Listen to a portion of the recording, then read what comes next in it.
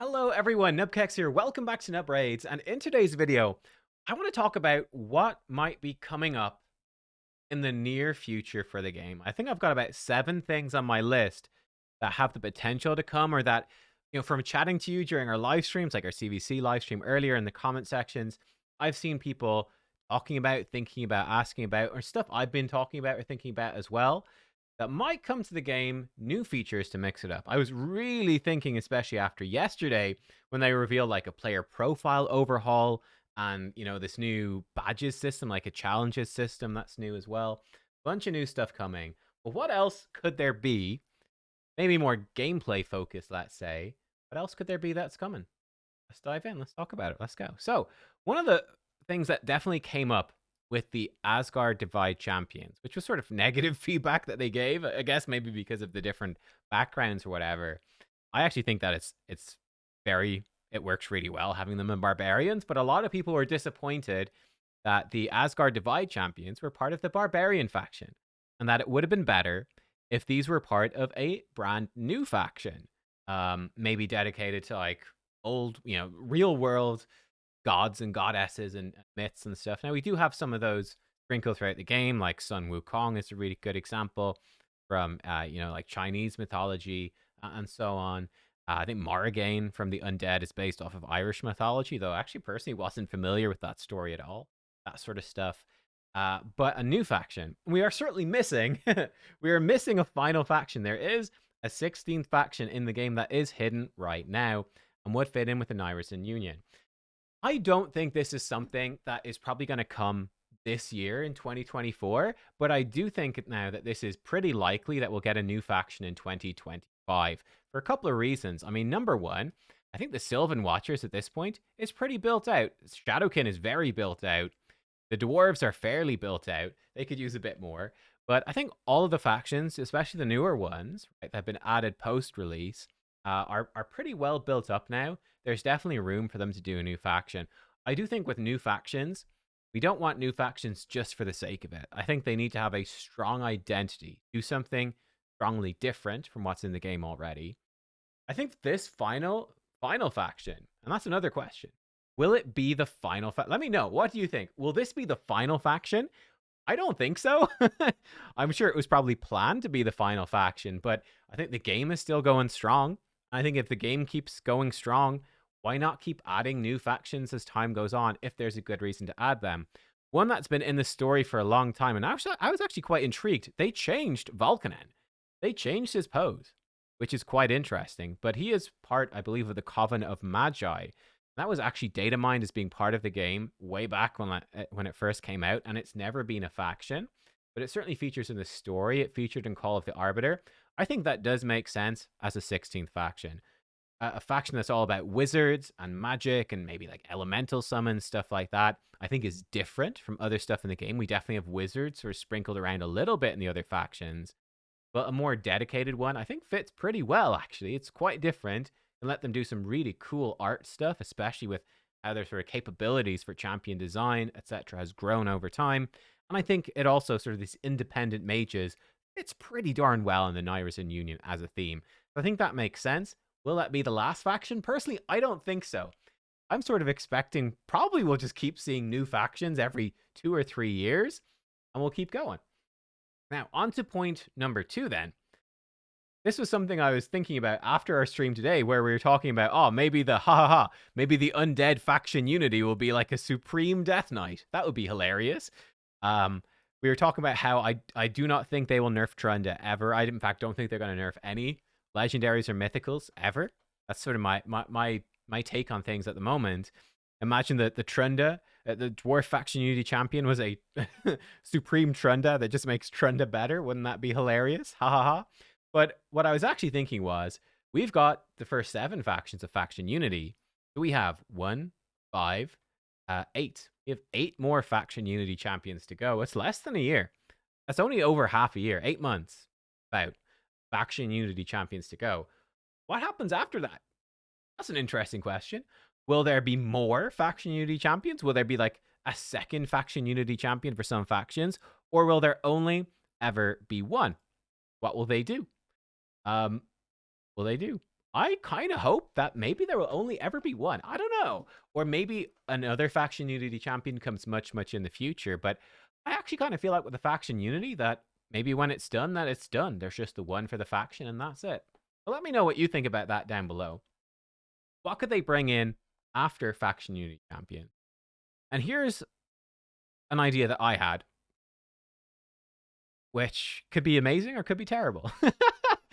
But with mythical champions, you can freely switch between their forms. It's their whole deal, right? And that programming is in the game right now. Now, something that happens in Honkai Star Rail, which I also play, is that for some of those characters, it's a very character-driven game, you can switch them to like a different path, as it's called. It would be effectively, you're sort of getting a second form of that character, but it's still that character. I could see that being a new type of champion in Raid. So we take someone pretty iconic, like let's say Lydia. Let's call them like corrupted champions instead of mythic. You could have even a story tie-in or something, right? You could unlock her second corrupted form. Maybe that's from a new type of shard. Maybe that's from a new currency that you earn from like a new, let's say, new endgame game mode, right? I mean, we've got this third clan boss that's been potentially coming, the Great Void. It could be like, gather this stuff, unlock a corrupted version of the champion. And it's basically like a second form for, let's say, Lydia. And they could do this for any number of champions that you could unlock over time. And you can swap between them out of battle, but unlike Mythicals, they can't swap in battle. So by using Form 2 of Lydia, you're locking yourself out of Form 1, but it's sort of keeping some of these more iconic characters like Arbiter or Lydia or Kale, whatever. You could have other forms for these characters that aren't like Kale is an entirely different champ. There's about 3 different types of Kale. That could be kind of interesting, using like mythical tech to make a different kind of champion, a form swap, but that's something you decide out of combat. How do I want to customize? Generally, you'd probably expect them to be really good in a different area. So you'd be like, okay, I don't use Mithrala and Hydra anymore. Ooh, but I could unlock corrupted Mithrala, swap her over. Ooh, and now she's really good for, I don't know, for some dungeons, whatever it happens to be. That could be kind of interesting. That was another thing that maybe that's entirely new, pure speculation. Maybe it could be coming. Now, something that they've been asked about directly, we've asked them about directly, and they said is a long way off, is Void Mythicals. Like that could be a fairly obvious reward to come from this new clan boss whenever it comes, but it would be a long way away if that's true, right? The Great Void, yeah, Void Mythicals. I think Void Mythicals are obviously going to come eventually, but I think we're a very long way off, would be my thoughts, because let's be honest, some factions have 2 Mythicals, but many factions only have 1 Mythical still. Like Shadowkin has got a couple. I think we're likely to see another year or 2 probably of regular Mythicals before Void Mythicals even are a thing, and I think they'll be ridiculously hard to get. Probably a lot of you still don't even have a single mythical champion. So Void Mythicals coming in and being even harder to get seems kind of crazy. So I do think Void Mythicals will be a thing, for sure, but I think that's actually pretty far away. I'd be sad if it was tied in with this new clan boss, because that would mean this new clan boss is really, really far away. And I hope that it's sooner, because the clan bosses are really good in this game. But yeah, Void Mythicals, I think, will happen, but probably not for a long time. New shard types is definitely something that we could see as well, right? New shard types is big, big, big source of revenue for them, so it's a very good reason to do more. Now, what actually fits in, right? Let's say that this clan boss thing comes sooner. For new shard types could they do? Great Void. A sacred shard version of a void shard is definitely possible. That's something I've talked about before. I call it an abyssal shard or something. I could see that happening. I think especially now with the power creep in the game, that having like a sacred shard version of a void shard isn't actually that insane anymore, because now you've got mythicals, right? And just the power creep in the game generally, and giving people access to more void legendaries isn't that bad, especially with the void legendary pool growing, etc. Like, I don't think that pushes you to the end game too insanely fast or anything like that. And heck, in a year or two with how mythicals are going, right? We might not even be that excited by getting a void sacred shard, right? Maybe not. Maybe the voids will have fallen off even more. And certainly when void mythicals come out, they'll fallen off. That's why I do think if they were to do a sacred shard version of a void shard, they would do it before Void Mythicals came out because it would be more hyped up. I think it'd be a lot less hyped after Void Mythicals, unless, of course, could do is have Void Mythicals come from a new Abyssal Shard, which is like a new Primal Shard. Have that be dropping Void Champion instead. Now that could be interesting. That could be interesting. A Void Primal Shard instead. Maybe that makes more sense instead of a Sacred Shard version. Let me know what you think about that. Now I'm talking about it. Maybe I'm leaning more towards a Void Primal eventually, but that would be a very, very far away as well. Something we talked about with Eherbad on the podcast was when we were speculating about this event dungeon. I think he definitely convinced me this is very likely that we are due, I think, a new type of power creep for the game. I would say in the either by the end of this year or probably sort of midway through next year. Right, we had Champion Souls from the Iron Twins Fortress, and we had Gear and Accessory Ascension. Actually came fairly close together. We also had Champion Empowerment as well, and the Guardian Ring. We got a lot of power creep in the game pretty quickly, and then it's really sort of paused, and it stopped. Now, here's the thing. I think a lot of Krakens have, actually, we probably can't see it here, but a lot of the top players in the game, so that you call top players, a lot of the top players in the game have already reached a point, here's a good one, where they have all the souls. They have them all empowered. What more are they going to do? Yeah, they're going to wail out for the mythicals and whatnot. You got to keep this stuff going. This stuff has been maxed out by the biggest spenders. Biggest spenders need more to spend on. So I sort of do expect some new form of power creep in the next little while. What form would that take? What could happen? Advanced Masteries, I think, is decently possible. What would be the concept here? It would be, I think the Mastery system has been fairly successful in the game. It would essentially be perhaps an extension of the Masteries, or perhaps you'd split this Masteries page, or maybe even a new tab, into an advanced section. And my theory would be, whereas with regular Masteries, they are limited by your Ascension, your regular Champion Ascension. Oh, where's some 4 stars? Like here, you need to be 5-star for this row, 6-star for this. I think you'd essentially have Advanced Masteries. Probably be more simple, more condensed than this, with maybe bigger benefits, but be more focused. But they would be locked behind souls, right? You need a 4-star soul, a 5-star soul, a 6-star soul. It would tie into that, and then you could go grind out and unlock these Advanced Masteries, and they would power up your champions more. I think that makes sense. It extends the soul system. It gives them more stuff to sell. I think that's definitely something that we could see coming for sure. So yeah, I wouldn't be shocked to see Advanced Masteries at some point. Advanced Minotaur, Advanced Masteries, even more ways to spend your gems. Or maybe it could be quite kind of limited by keys or something. They like doing that as well. You can only grind a certain amount of Advanced Masteries per day.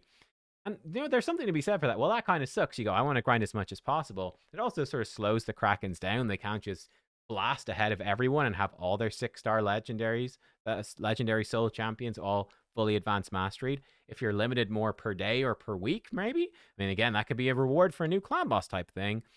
You can sort of pick and choose where you put that currency, who you power up. That could be kind of interesting and be more of like a slow paced thing. Just, okay, get my advanced mastery currency every week and put it into my best possible champion for it. I feel like I'm making steady progress. And for the Krakens, they've got an infinite number of champions to put it into. For you, you want to pick your best, but there's always somewhere good for it to go. I could see that being it, for sure. Or then, final idea I had for this one would be something I would call a relic system, like an extra item over here. How would this work? This would be basically a new sort of thing that you could summon. And maybe it would be faction specific. And maybe even specific items for different factions, and probably even different rarities. So like within the dwarves, you'd have maybe a couple of mythical dwarf relics, some legendary dwarf relics, a bunch of epic dwarf relics, and probably they wouldn't bother putting it in for the rares. Maybe not even bother putting it in for the epics, just legendaries and mythics. Maybe. But you would get these relics, and they'd have these interesting effects, and you could slot them in to one of your characters. And again, like mythics probably equip everything, but a legendary couldn't equip mythics, only legendary below, etc. You collect these relics. It would probably be a new type of summoning, like souls and shards and all of that. So a new sort of shard that drops relics You can empower different copies of the relics, a whole new gotcha system, because that's going to make a lot of money. Big new gotcha system, slot them in. And again, the idea be lock them into the factions, give a bit more customizability to your characters. And unlike, let's say, Fralny or Fralny Soul, which is very, and empowering Fralny or mastering Fralny, which is all tied into him, that the relic I get is just a, well, let's say I have a legendary dwarf relic, I can move that around to any of my dwarves. Let's be honest, being Plarium, they probably charge you gems to move it, but you could move it around. So it would be like a type of power from a gotcha system you could transfer between different characters. I think that's, again, quite different from what we have in the game right now. Very monetizable. Another level of power creep, like maybe they have a big effect, like, I don't know, when you kill an enemy, gain block damage for a turn. And plus it gives you like some, I don't know, some ignore defense. Maybe it gives you some attack, some crit rate, something like that, right? You could have quite themed relics. It could be quite fun, quite cool. So yeah, that's something I could totally see coming to the game. Again, pure speculation, nothing teased about it. That would seem like a totally separate system that could work. Let me know. What do you guys think about that? What do you think about any of the stuff? Was any of the stuff in this video really resonate with you? Or is there any of it that you were like, please do not do this? This sounds absolutely horrible.